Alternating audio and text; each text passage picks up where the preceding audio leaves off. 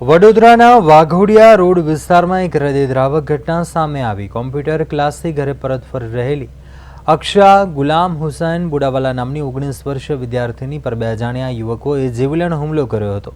Panigate fire station પાસે બનેલી ઘટનામાં હુમલાખોરોએ પહેલા યુવતીને કોઈ કેફી પીણું પીવડાવ્યું હતું અને ત્યારબાદ ધારદાર હથિયારના ઘા ઝીકી દીધા હતા। લોહીલુહાણ હાલતમાં અક્ષાએ તાત્કાલિક ટેલિફોન દ્વારા પોતાના પરિવારને જાણ કરી હતી, જેને આધારે તેને સારવાર માટે સયાજી હોસ્પિટલ ખસેડાઈ હતી। આ ઘટનાની જાણ થતાં હોસ્પિટલ ખાતે મુસ્લિમ અગ્રણીઓના ટોળા ઉમટી પડ્યા હતા અને હુમલાની કડક શબ્દોમાં નિંદા કરી હતી।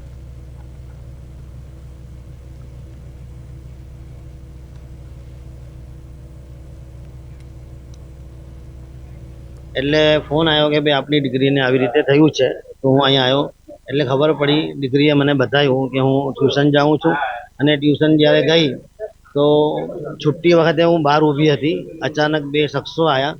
એક માણસને એને નિશાની બતાવી કે એક આંખ જે કાણા જેવો હતો, એને તરત એ લોકોએ મને પકડીને સાઈડ પર લઈ ગયા બે આઈસરની વચ્ચે, અને ત્યાં જઈને પહેલાં એ લોકોએ કોઈ બોટલ કાઢી। એ બોટલ અમે જોઈ, એની ઉપર કશું લખેલું નથી પણ અંદર દવા હતી।